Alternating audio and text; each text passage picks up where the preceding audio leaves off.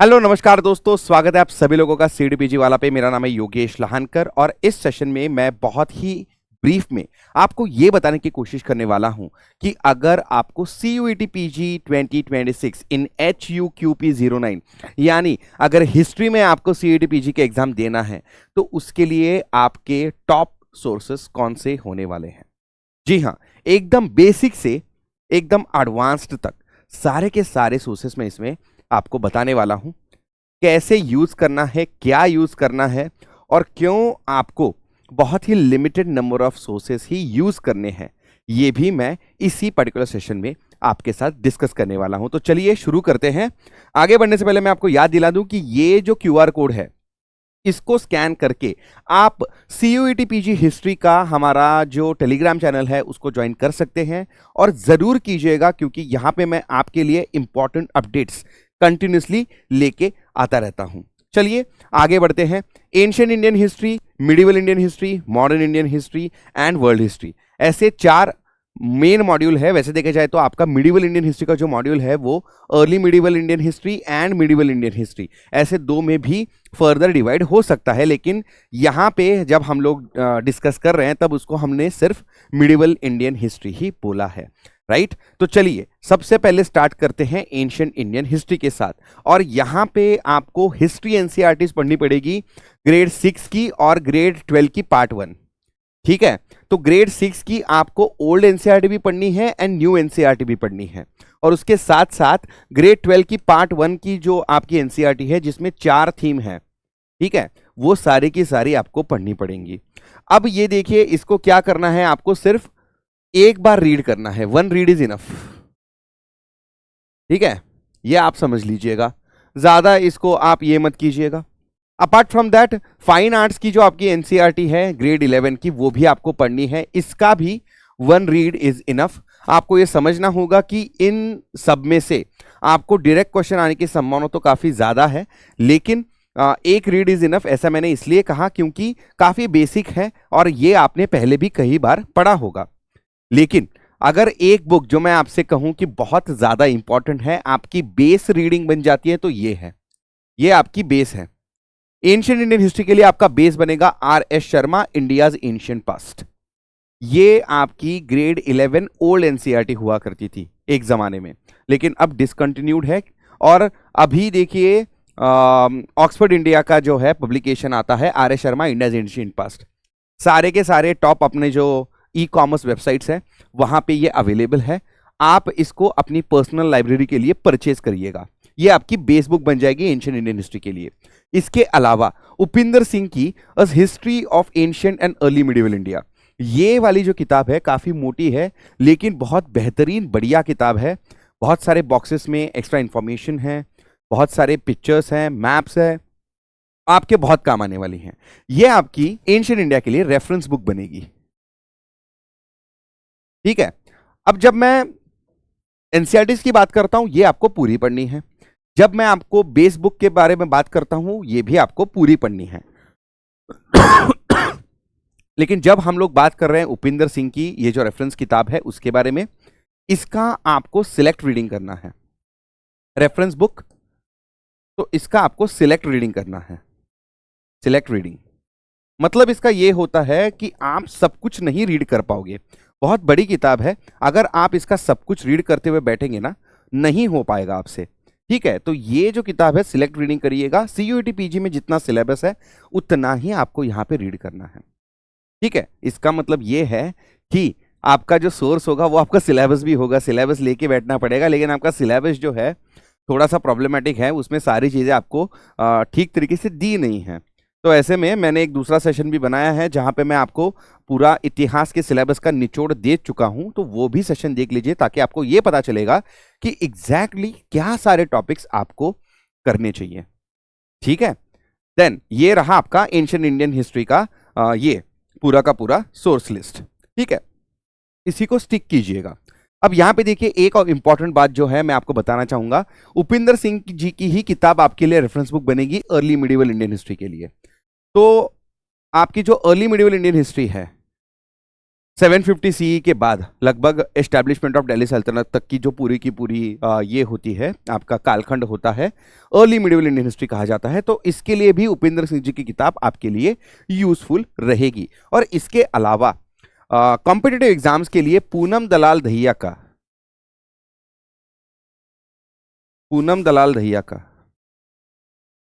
एक बुक है, ancient and medieval India.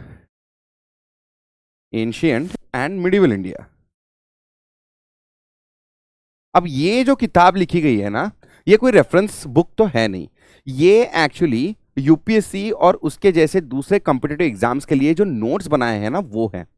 तो इसको मैं रेफरेंस बुक की श्रेणी में कभी नहीं डालूंगा, लेकिन ये आपके लिए यूजफुल है, स्पेशली टेबल्स, डेटा, मैप्स, ठीक है, एंड टाइमलाइन के लिए।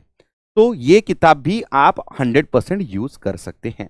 चलिए आगे बढ़ते हैं, मिडिवल इंडिया के लिए बात करते हैं। मिडिवल इंडिया के लिए ग्रेड 7 की एनसीईआरटी एंड ग्रेड 12 की जो नई है, न्यू एनसीईआरटी ग्रेड 12, उसका पार्ट 2 आपको पढ़ना है, बिकॉज पार्ट 2 हैज अराउंड 4 और 5 themes and it is also medieval Indian themes, right. And grade 7 की आपको ओल्ड एंड न्यू दोनों की दोनों एनसीईआरटीज पढ़नी है, ठीक है। इसके अलावा अगर हम फाइन आर्ट्स की एनसीईआरटी की बात करते हैं तो ग्रेड 12 की है, ग्रेड 12 की है, ठीक है। यहाँ पे ग्रेड 12 की आपको यूज करनी है, ठीक है।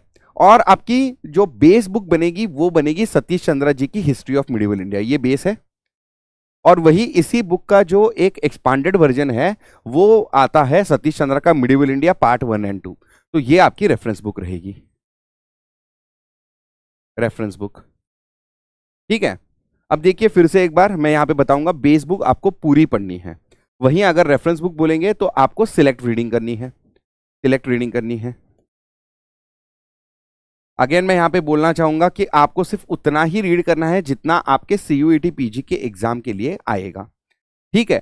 अर्ली मिडिवल इंडिया के लिए मैंने आपको ऑलरेडी बोल के रखा है कि उपेंद्र सिंह जी की जो किताब है उतनी ही बस हो गई, और इसके अलावा चोलास वगैरह जो हैं आप वैसे भी एनसीईआरटी में वगैरह पढ़ेंगे, ठीक है। और अगर आपको वो कम लग रहा है तो पूनम दलाल दहिया में वगैरह ठीक तरीके से दिया है, राजपूताना यानी राजपूत स्टेट्स के बारे में भी दे के रखा है इन मल्टीपल बुक्स। तो आपका अर्ली मिडिवल इंडिया का जो सेक्शन है पूरी तरीके से वहां से कवर हो सकता है, चिंता करने की जरूरत नहीं। एंशिएंट एंड मिडिवल हो गया। चलिए मॉडर्न के बारे में बात करते हैं। ग्रेड 8 की ओल्ड एंड न्यू एनसीईआरटी पढ़नी है एंड ग्रेड 12 की पार्ट 3 पढ़नी है, न्यू एनसीईआरटी। इसके अलावा बिपिन चंद्रा की हिस्ट्री ऑफ मॉडर्न इंडिया, ठीक है। जिस तरीके से आर एस शर्मा आपकी ग्रेड 11 की ओल्ड एनसीईआरटी हुआ करती थी, जिस प्रकार से सतीश चंद्रा जी की हिस्ट्री ऑफ मिडिवल इंडिया ये आपकी बेस बुक है और ग्रेड 11 की आपकी ओल्ड एनसीईआरटी हुआ करती थी, उसी प्रकार से बिपिन चंद्रा की हिस्ट्री ऑफ मॉडर्न इंडिया ये आपकी पहले देखा जाए तो एक ओल्ड एनसीईआरटी रहा करती थी, जो अब आपको एज अ रेफरेंस बुक किसी भी लीडिंग ई कॉमर्स वेबसाइट के ऊपर मिल जाएगी। ये आपकी बेस बुक है फॉर मॉडर्न इंडिया। लेकिन यहीं पे आपका काम बनेगा ऐसा नहीं है, इसके अलावा आपको शेखर बंडोपाध्याय की from Plassey to partition and after भी रीड करनी होगी। This will be your reference book, reference book. और रेफरेंस बुक तो है, इसका मतलब यह है कि सिलेक्ट रीडिंग करनी है। इसके अलावा आपको स्पेक्ट्रम यूज करनी है, स्पेक्ट्रम यूज करनी है। हिस्ट्री ऑफ मॉडर्न इंडिया वाली स्पेक्ट्रम जो है राजीव अहिर सर द्वारा लिखित, वो स्पेक्ट्रम जो है आपको डेटा एंड फैक्ट्स के लिए यूज करनी है, डेटा एंड फैक्ट्स, ठीक है, उसके लिए यूज करनी है। बहुत ही उम्दा बुक है, इस प्रकार से अगर आप उसको यूज करेंगे। इसके अलावा अगर आपको शेखर बंडोपाध्याय में कोई भी टॉपिक ठीक से समझ में नहीं आया, या फिर आपको ऐसा लगा कि इस टॉपिक के ऊपर मुझे और ज्यादा रीड करना चाहिए from the point of view of CUET PG, तो आप बिपिन चंद्रा द्वारा लिखित India struggle for independence, India's struggle for independence, ये बुक भी आप थोड़ा बहुत ये कर सकते हैं, रेफर कर सकते हैं। लेकिन इसका नाम ना लिखने के पीछे का कारण ये है कि ये काफी बड़ी किताब है, मतलब काफी मोटी है। दूसरा, इसमें से डायरेक्ट क्वेश्चन आना अब लगभग खत्म हो चुका है। और ये है कि देखिए ये पहले बहुत ज्यादा यूज हुआ करती थी, लेकिन अब शेखर बंडोपाध्याय द्वारा लिखित the from Plassey to partition and after, यही बुक आपकी बेस बुक बन जाती है, ठीक है। So this is your reference list for modern Indian history, जहां पे स्पेक्ट्रम जो है इसको मैं फिर से एक बार कहूंगा, ये रेफरेंस बुक नहीं है, ये नोट्स हैं। Again competitive exams like UPSC के लिए राजीव अहिर सर द्वारा, जो अभी खुद आईपीएस हैं, उन्होंने इसका मतलब ये किया था, मतलब ये लिखी गई थी उनके द्वारा, उनके नोट्स हुआ करते थे यूपीएससी के, जिसको बुक के फॉर्म में पब्लिश किया है। And then India struggle for independence, ये जो बुक है बिपिन चंद्रा की, ये भी आप यूज कर सकते हैं, लेकिन काफी सिलेक्टिव रीडिंग करना पड़ेगा। Shekhar Bandopadhyay India struggle for independence, इसका बहुत ही सिलेक्टिव रीडिंग करना पड़ेगा। स्पेक्ट्रम में आपको किसी भी चीज का जो फैक्चुअल नॉलेज है वो मिल जाएगा, ठीक है, पॉइंट्स मिल जाएंगे, डेटा पॉइंट्स मिल जाएंगे। Lastly world history, grade 9 and grade 10 old and new NCERT दोनों पढ़नी है, क्योंकि यहाँ पे ज्यादातर आपका वर्ल्ड वॉर्स, रशियन रेवोल्यूशन, आपका फ्रेंच रेवोल्यूशन वगैरह सब कुछ कवर किया गया है। तो ओल्ड एनसीईआरटीज भी पढ़िएगा, न्यू एनसीईआरटीज भी पढ़िएगा।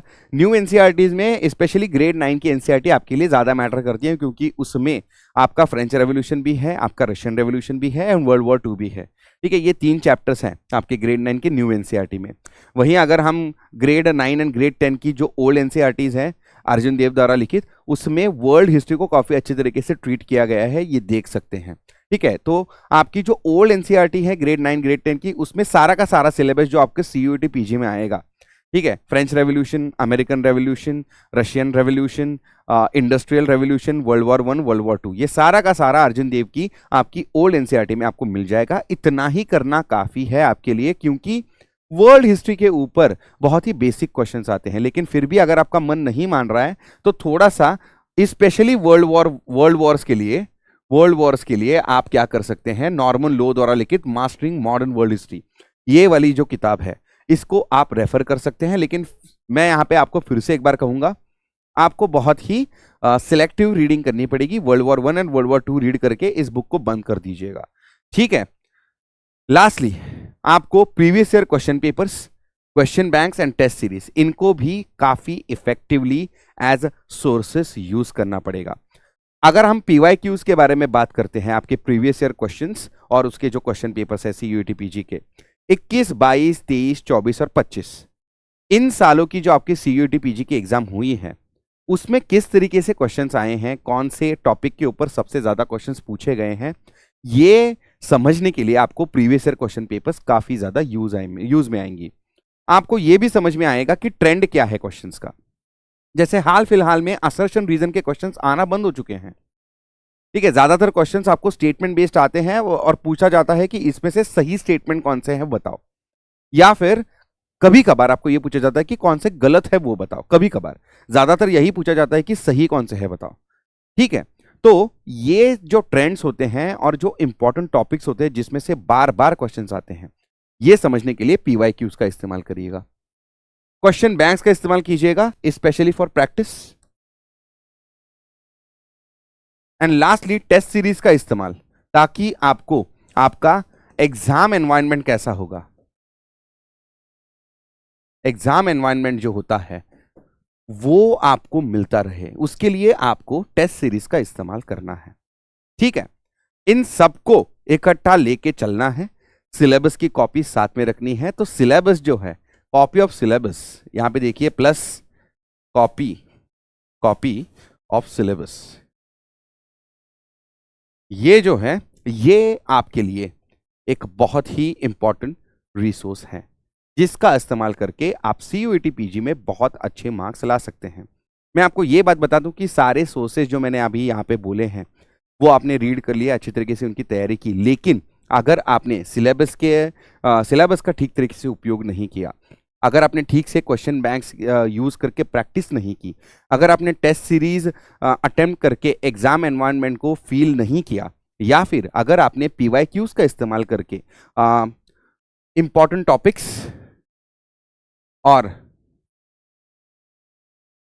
टॉपिक्स एंड ट्रेंड, इसका अगर आपने अभ्यास नहीं किया है, तो आपकी पूरी की पूरी पढ़ाई जो है पानी में जा सकती है। तो ऐसे में इस पर्टिकुलर स्लाइड को बहुत ही ज्यादा सीरियसली लें, ठीक है। तो इसी के साथ जो important sources for CUET PG history 2026 HUQP09 के लिए क्या क्या हो सकते हैं, ये बताया मैंने इस सेशन में। This is Yogesh Lankar signing off. Thank you very much and bye bye.